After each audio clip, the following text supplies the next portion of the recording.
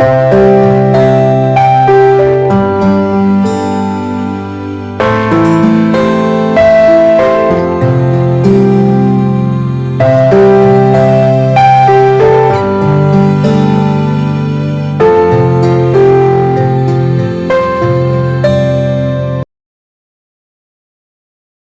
کہاوت ہے کہ لالچی انسان کے پاس جو کچھ موجود ہوتا ہے وہ بھی ختم ہو جاتا ہے۔ کہانی انسانی زندگی میں مسلسل ہونے والے واقعات و تجربات سے بنتی ہے۔ ہمیں بھی بہت سارے چھوٹے یا بڑے تجربات حاصل ہوں گے۔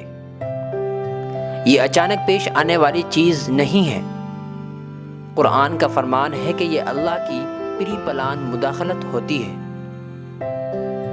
قرآن شریف میں سورہ قلم میں ایک واقعہ بیان کیا گیا ہے جس کو مفسرین کچھ یوں بیان کیا کرتے ہیں۔ قدیم زمانے میں ایک نیک اور سخی آدمی کے پاس پھلوں کا ایک بڑا باغ تھا۔ جب باغ پک جاتا تو وہ اپنے مزدوروں کے ساتھ اس کے پھل کاٹ لیتا اور اس میں سے 1/3 وہاں موجود غریبوں میں تقسیم کر دیتا۔ چنانچہ اس سخی شخص کا انتقال ہو گیا۔ اس کے بعد اس کی اولاد اس کے باغ کی وارث ہوئی، لیکن وہ اپنے والد کے فیاضانہ سلوک کو جاری رکھنا نہیں چاہتی تھی۔ جب پھل کاٹنے کا وقت قریب آیا تو وہ صبح سویرے ہی اپنے مزدوروں کے ساتھ کھیت میں پہنچ گئے تاکہ غریب اور مسکین وہاں نہ پہنچ سکے۔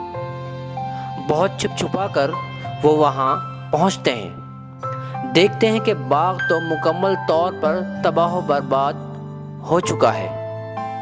یہ دیکھ کر وہ کہنے لگے، قالوا سبحان ربنا انا کنا ظالمین، ہم اپنے پروردگار کی تسبیح بیان کرتے ہیں، یقیناً ہم ہی ظالم تھے۔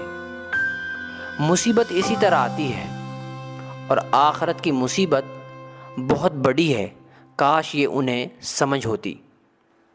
جس طرح ایک واقعہ مثال کے لیے بیان کیا گیا ہے، اس طرح کے واقعات ہماری زندگی میں بھی ہوتے رہتے ہیں۔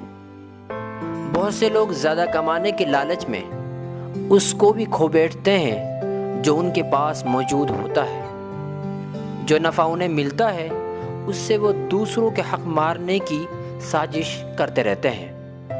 اس ڈر سے اپنا مال چھپاتے ہیں کہیں حقدار اپنا حق مانگنے نہ آ جائیں۔ ان کرتوتوں کا بدلہ اللہ تعالیٰ اس دنیا میں ہی لے کر رہتا ہے۔ اپنی اس کمی کو جان کر اور اس کو درست کرنے کی کوشش کرنی چاہیے، ورنہ ہمارا حشر بھی اچھا نہیں ہوگا۔ لالچ و حرص ہماری زندگی کی خوبصورتی کو ختم کر دیتی ہے، حتیٰ کہ ایک دن آتا ہے کہ زندگی ہی برباد ہو جاتی ہے۔ نبی صلی اللہ علیہ وسلم نے فرمایا، مالداری یہ نہیں ہے کہ مال زیادہ ہو، بلکہ مالداری یہ ہے کہ دل سخی ہو۔ اللہ تعالی ہمیں سخی بنائے، آمین۔